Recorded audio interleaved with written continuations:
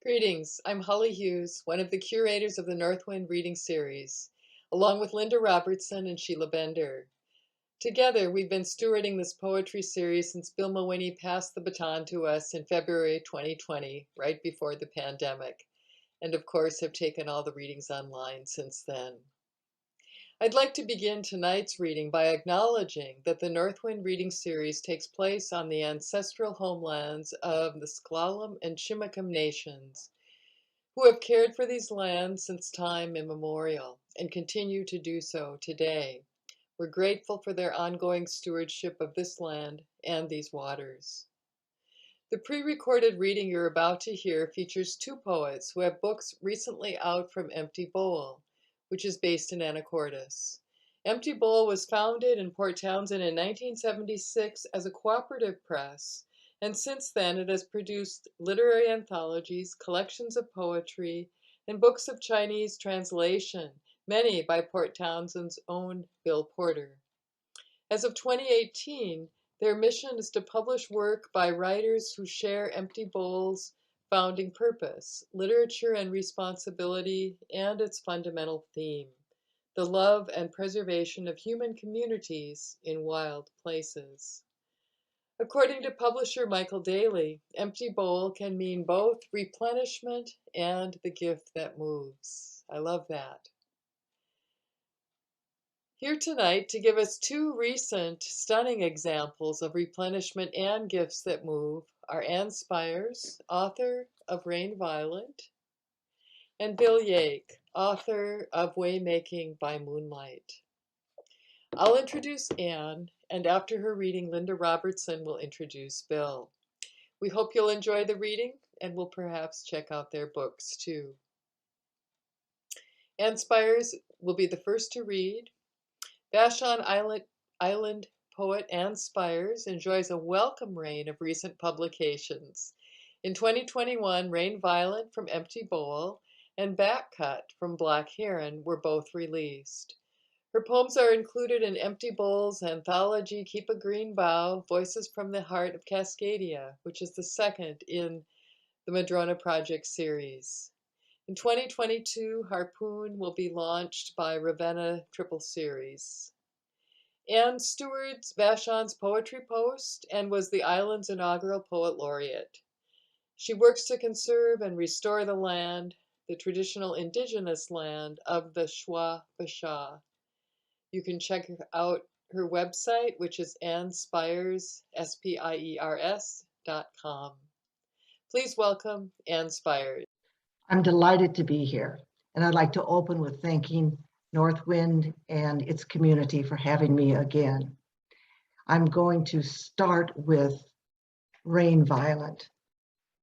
It's been published by Empty Bowl Press, and it's quatrains, 4 lines to a page, and each is labeled with the international weather symbol. Let me share screen here.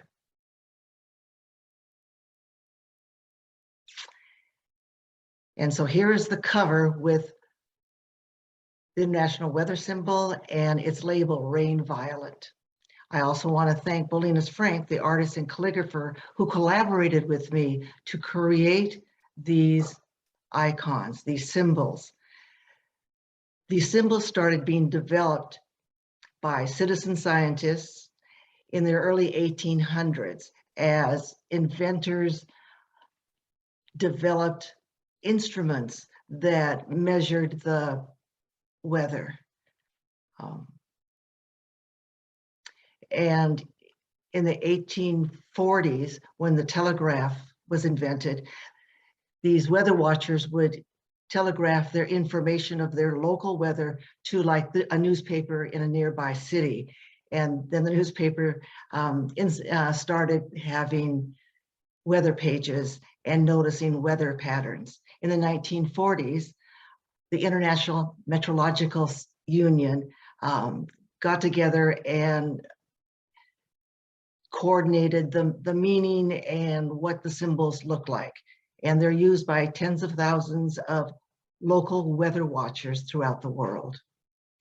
So Bolinas Frank, who rendered the symbols for me for the book, did what I wanted or achieved what we both dreamed, which is that they look like, the symbols look like an individual sat down with ink and pen and drew these on their weather graphs. And here's an example of the weather graph.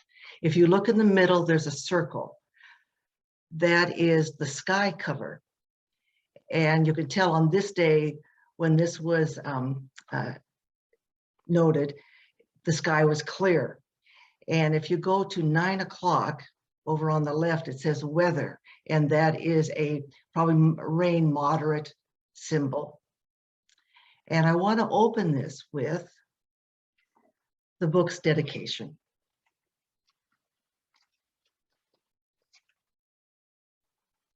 To Amelie and Adi Frank.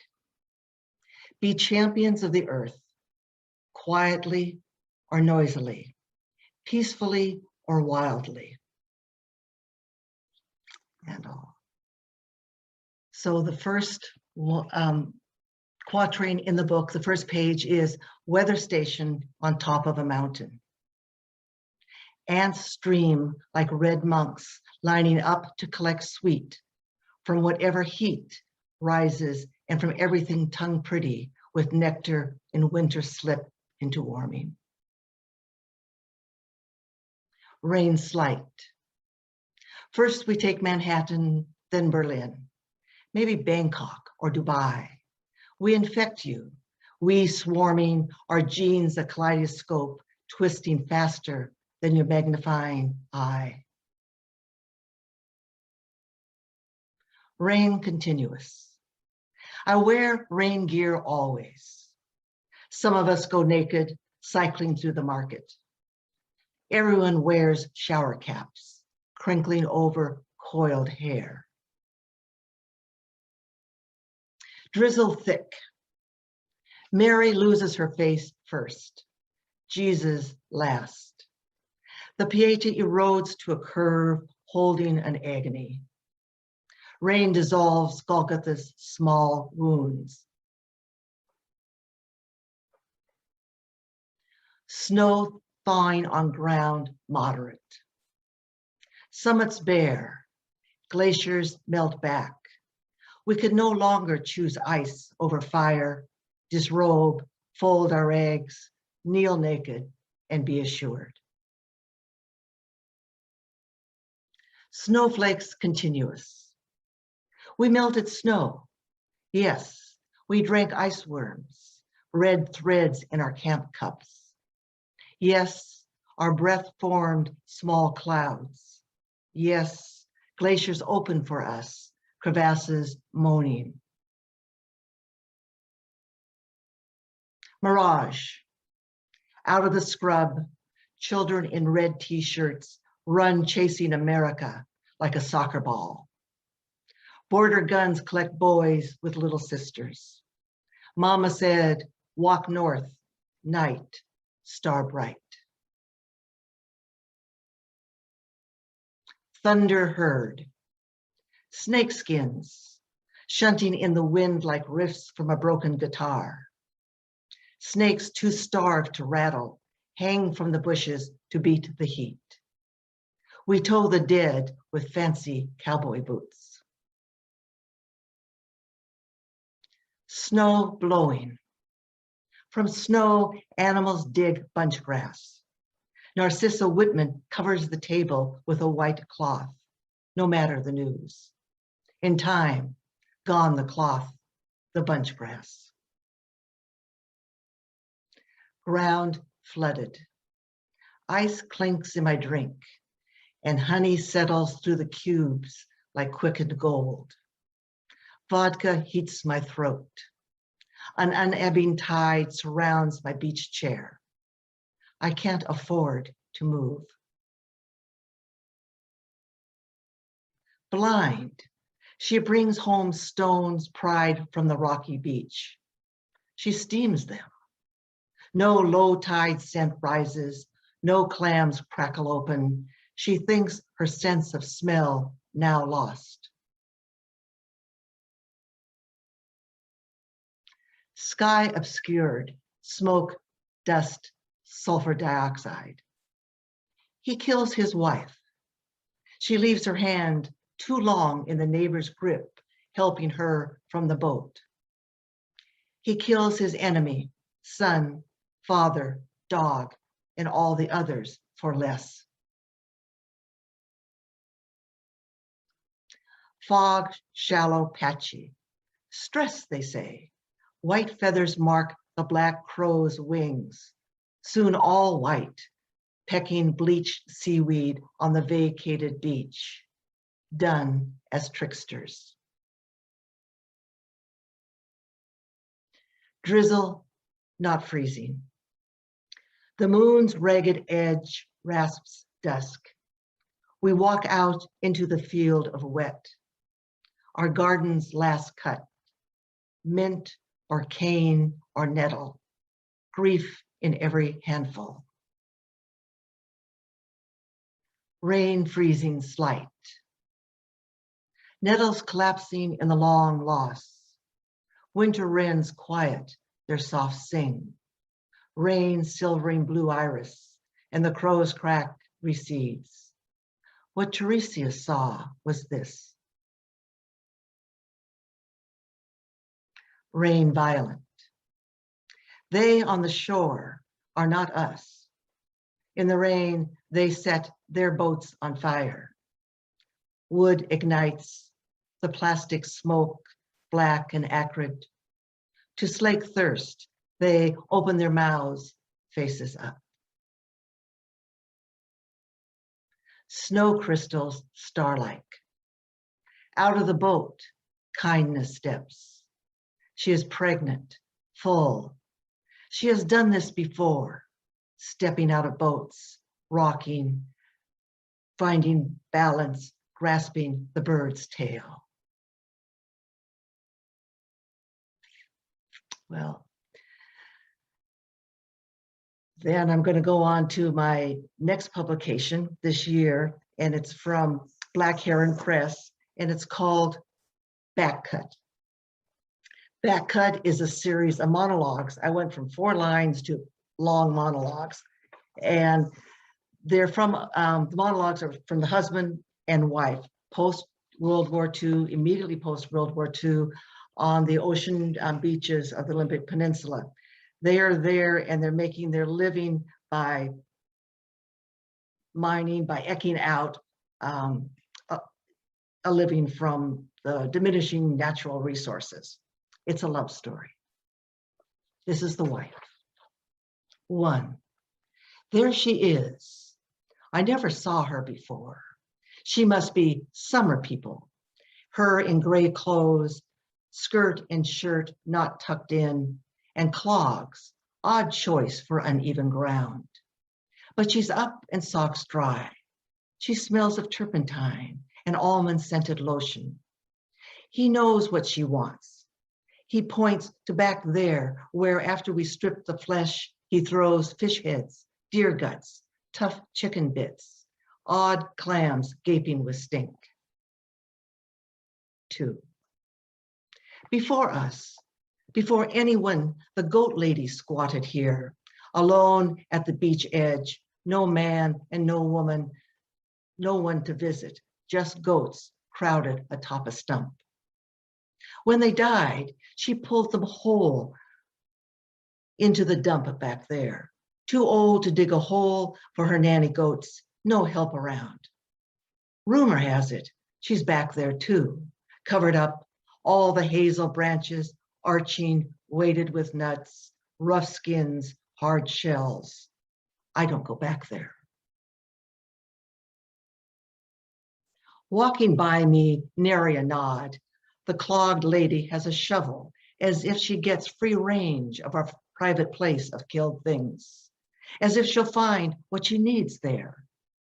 He says she's an artist, takes stuff, shells, driftwood, gewgaws, hearts carved in mushrooms, a little seagull sitting on a spike, stuck into the wood. She glues them into a box. Folks open the lid, look in. All this in a box. Jack off in a box, I say. That's not funny, he says. 4. I watch him watch the artist lady from nowhere return, her mouth fresh with red lipstick. She steps aside to get past me. She shows him her finds, our losses, wishbone, jawbones, joints, skull, skins hard tanned with cedar seep. Who is he to her? A salty man in generous pants. Its zipper ends at his belt where his fly shuts with a safety pin. He loves that belt, gotten someplace in Idaho, someplace close to where he was a kid.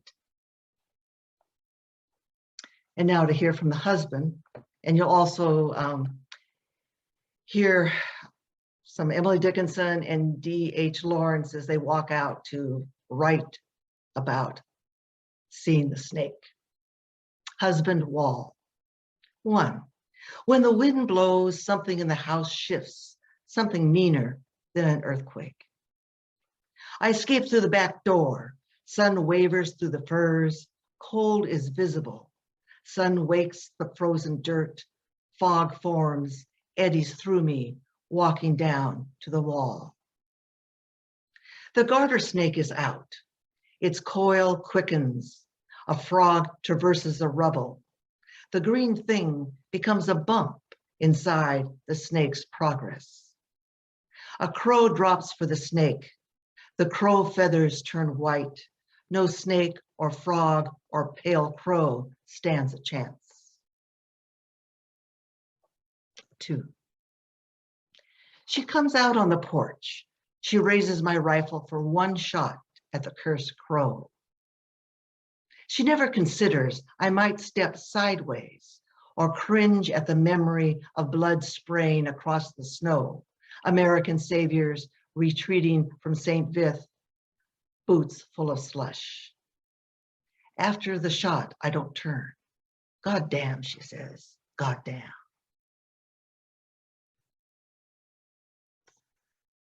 So when 9/11 came to Vashon Island, everything became silent. The airplanes which come north from the south go over the back of Vashon Island and then come to the airport on the south.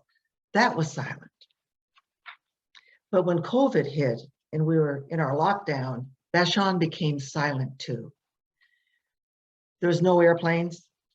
There was no commuters whizzing by. No one was going to Thriftway. Things slowed down is what I remember. We did everything slowly.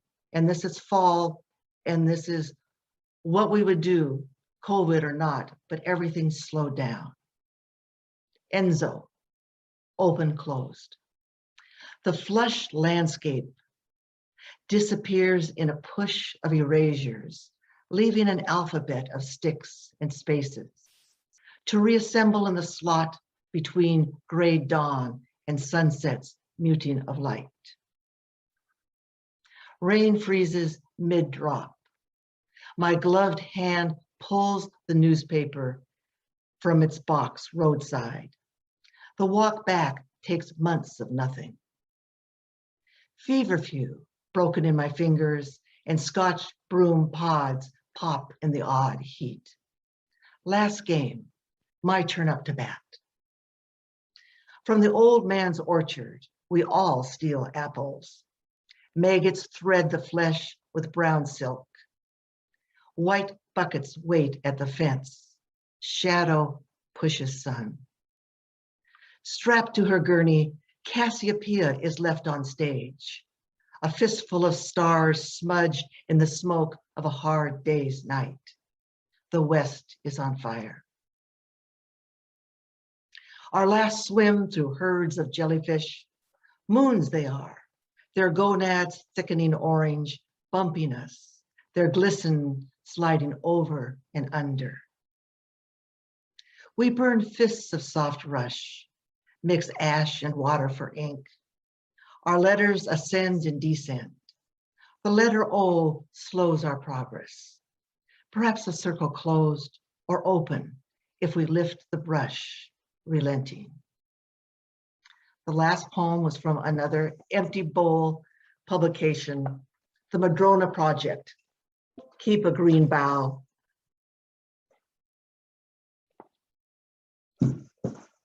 And I want to end with not a poem of mine, but a poet that depends on maybe one or two images to do everything. This is Robert Sund. The running stream is fragrant. On the bank in the shadows, a small yellow flower with sunlight at its feet puts my life together. The little bird that is going to heal me is hopping through the bushes. Thank you so much.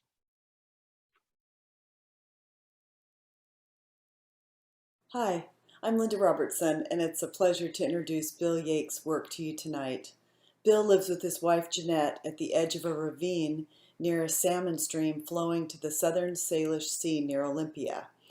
This is the territory long occupied by the Squaxin tribe, and the inlet that receives the salmon stream was once named Friendly Inlet in honor of the welcome Peter Puget received from the Squaxin people when they encountered his longboats in 1792.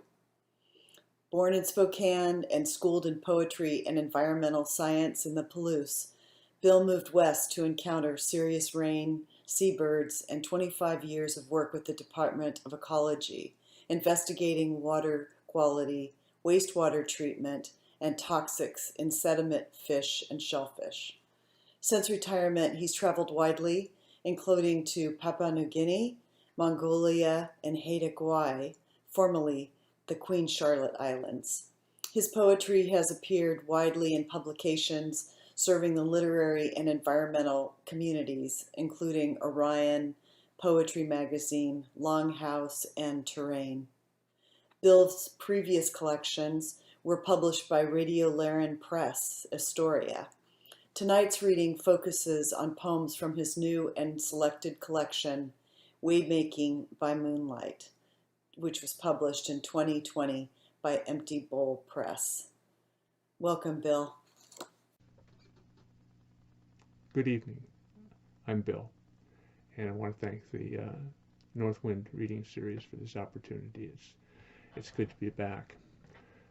Thanks especially to Holly Hughes for the invitation to read, and Linda Robertson for her introduction. I understand that Sheila Bender is the third curator of this series, and so thanks to Sheila as well. And finally to Kurt Vandersluis, who is the editor of this video that you're now watching. Poems included in this reading, with one exception, come from new collection, Waymaking by Moonlight.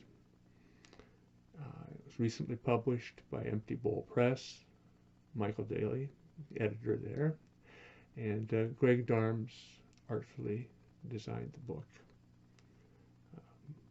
Credit and thanks to all these folks.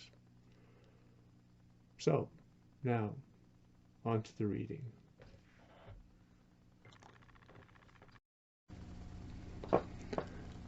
This is the title poem for the collection, Waymaking by Moonlight. It's part of a two-poem invocation. So, Waymaking by Moonlight.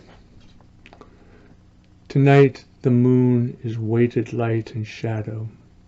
When she arose opposite the sun setting, she lit as she rose in a single moment, basin and range, wave summit and trough, plinth and pillar lit as well, a cacophony and ecstasy of marsh birds, redwings, willets, soras, ibises.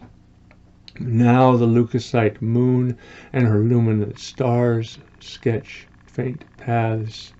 She tugs at the core of Earth's stone, sea, and storm. They curve, We work our worn way along shorelines, crevices cracked black across ice, a fissure broken bright against the stone. At night the meek move. Being by being, stream nymphs cast loose and drift. Moths climb from flat dark toward the lantern's glow. Voles, pack rats, and wolves in concert all leave their prints in the pale dust. This is the coyote's hour, the foxes, and the owls. Moth wings for microsecond hands beat quick and wild against cheek and scalp. The titanium light of dream tempts the eye to close, so the written word can turn to food, to pathways and perceptions. Watch your step. By moonlight, we pick our way by feel, thought, and the labyrinth sense of muscle, pressure, tendon, skin, and joint, set against caution, the near dread of losing our bearings, and the entwined tracks of our felt obligations. Waiting 30 seconds in half a foot of ground fog can hobble even a quick and nimble horse. By trail and dead reckoning we skirt and transit cobble, shingle, fractured talus, polished slabs of granite, boulders, hexagonal shafts of long-cooled lava. Roots worn to steps cross the trail of mud, poison oak, fir cones, loose stones, bound stones, and shelves of stone. Trails hidden beneath leaves. By moonlight, color bleeds away, and only the phantom orchid glows. We hum in our fatigue, heed the draw and resistance of lethargic senses. Through gloved intention and sly happenstance, we wind somewhere. The moon is not fixed, but her behavior can be known. We search out solidity. One more dawn to dusk, one more dusk to dawn. Songs from Wolves, after a monoprint by Galen Garwood. At the very center there is nothing at all. Perhaps this is what keeps the wind circling. Before the center is a blue singer dancing, magnesium burning with a hiss, a whistle he chooses not to hear, otherwise silence. Below this, an apparition, a man with a singer in his belly, appearing in a color lying between that of the moon low in corn, of sulfur, and that of blue gone to bone, a moon high above snow.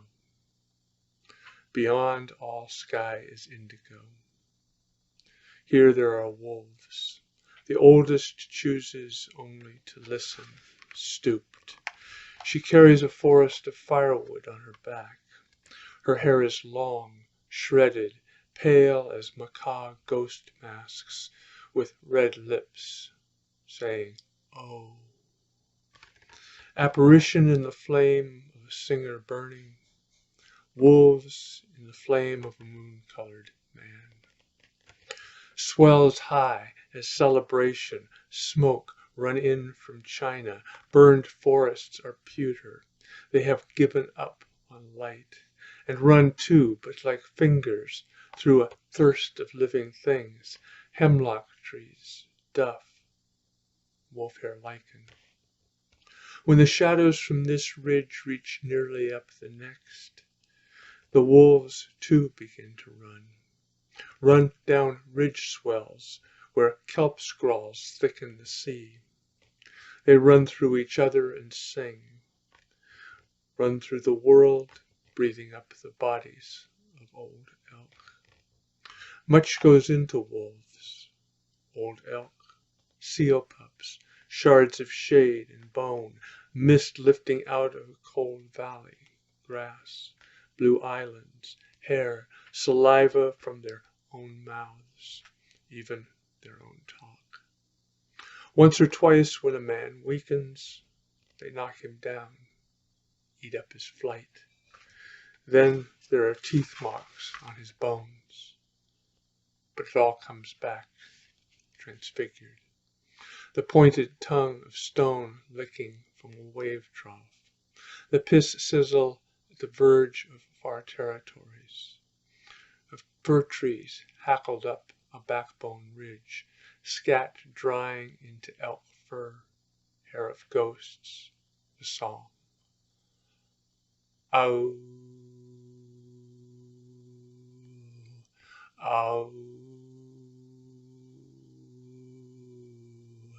ow.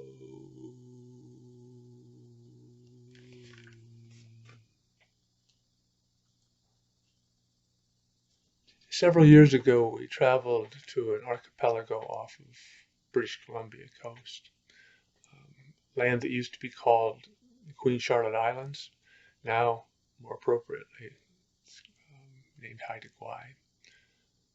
Perhaps the richest land that we've ever visited, and it's rich both in ghost and memory, but also in living creatures, cedar, whales, seabirds. This is one of several poems that came out of that amazing visit. It's called The Hidden, and it's for the now abandoned villages of Haida Gwaii. Begin with our present tenuous foothold by the sea. Walk inland, and the green moss of forest will swallow and hide you. Paddle seaward, and the sky will swallow you in cloud and the village in alder smoke. The sea drags our long lines down, our halibut hooks. We have seen the strait swallow whales whole. Walk backwards, this time time will swallow you whole. Tuck you out of sight behind the house skin, beneath the earth skin, turn you blue beneath the tricks played by light on water by water, doing its dance of waves crossing waves by the flickering of candlefish. Nearby you hear a heart you cannot see. 6 kin ravens gossip over food behind a damp sheet of mist, their voices like trip hammers, striking at small wooden boxes. Specific pollens are falling on water. Years hence they'll be keyed from layered sea muck and bog varves, cloudberry and Calder's lovage. Stories await decoding. All these sleights of hand, smearing winter tallow and the char of shelf fungus on our faces to face, the sea with all its deaths, all death's rifts and rifts, survive this, and by next turning you'll hail midsummer's fair weather woman with sweetmeats of blue mussel roasting open by the house fire. Even ghosts linger when they catch, as they must, the scent of this rich and wistful world. Here's a second poem from that trip, that expedition to Haida Gwaii, called Feeding Frenzy. We run east through Skin Cuttle Inlet, past low black rock, Ellsworth Rock, Bulkus Islands, Deluge Point, Inner Low Rock, and see at last, out into the strait, the first blows. 10, then 20 humpbacks, even more, churning the surface, spouting as far north and south as we can distinguish. Feeding, the whales of Hecate Strait roll and roil in the chop, where krill and herring crackle, spat out of the sea in exhilarated terror. An awful hailstorm of food churning among sleek whale fuselages that flex, rise, and slew ecstatically to feast in mile-long bands on the blood ochre of rising crustacean clouds. Lit by the flash of herring, the humpbacks revel in the massage of frenzied food, gulp, sigh, and say their grace and gratitude with grunts, groans, and James Brown hallelujah shouts, yow, I feel good. The feast of whales continues as we depart for Rose Harbor, where once whales such as these were flensed, dismembered, and rendered. Near rusting machinery, a small plaque faces the harbor.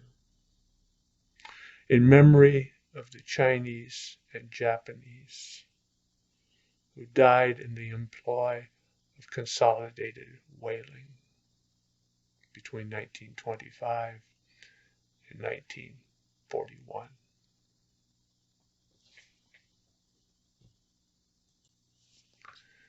A short poem for trees, one that shows up every so often on the internet, often with illustrations. It's called Inside Out. Trees are our lungs turned inside out and inhale our visible chilled breath. Our lungs are trees turned inside out and inhale their clear exhalations. So now a few poems about gatherings with friends, conversations during those gatherings, that sort of thing. This first one is actually called Conversations Among Old Folks. Common Ground Farm, outskirts of Olympia, 5th of September, 2013. When I arrived bringing a book on easing bodily pains, Greg sat at the table holding a diminutive, bedraggled bat tucked in his left hand. With his right, he fed her chicken fat on a toothpick, and in the bat's enthusiasms, the fat proved better even than mealworms. She was ravenous, worked her fanged mouth wide, reached with a wing to pull the fat-dabbed toothpick in whenever it withdrew. Famished for having been trapped mistakenly the night before on flypaper, then rescued and unglued, no one knew if she'd eaten the trapped flies. Talk wandered then, from bats to the glittering chitin in their guano, swifts stalling over chimney roosts, falcons clued to that, and aircraft crashing having lost the horizon in Antarctica. Nancy cleaved plucked chickens with her whack-severing thigh from drumstick, while Julie examined books to size the absent swifts, and for a long, long moment, no one's body ached. The second conversation poem, this one cleverly called Talk, for Nigel, Anne, Jeanette, Greg, Gail, Larry, and Cedar. We were drinking tequila. There was a banjo in a corner of the room. Nigel said, well, we, by that he meant Anne and himself, got this room once, reserved it at a distance in a resort city. We got there and the rooms, they were all done up in black velvet. We got out of there fast.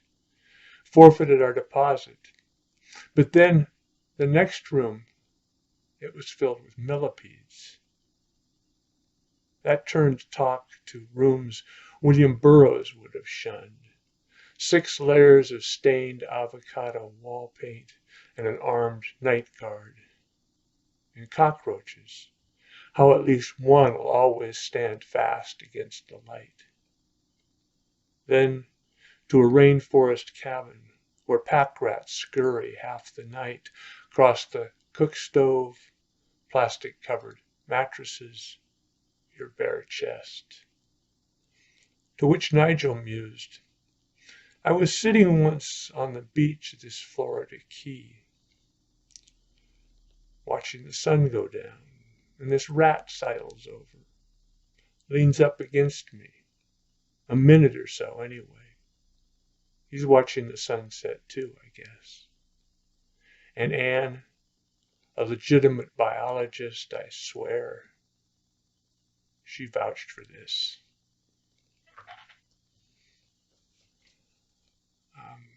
Just two more poems left. This one changes the tone a good deal, but I wanted to include it, and I think you'll understand why. Back in college, a group of us lived, a changing group of us lived, in a farmhouse outside of Pullman, a little town, a little farming community called Albion. And among the folks who lived there, a couple, Tom and Connie Beanie. A few years ago, Connie passed away, and then just a month or so ago, Tom followed. This poem was written on the occasion of Connie's passing, but it's equally for both of them, and I wanted to include it in this reading, given the timing and importance of that friendship. It's called Passages.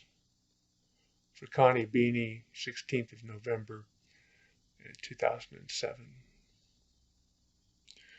For 3 years now, you've written notes about that edge dance with liver cancer. Messages in a tone so even one could imagine simply patches of rough weather.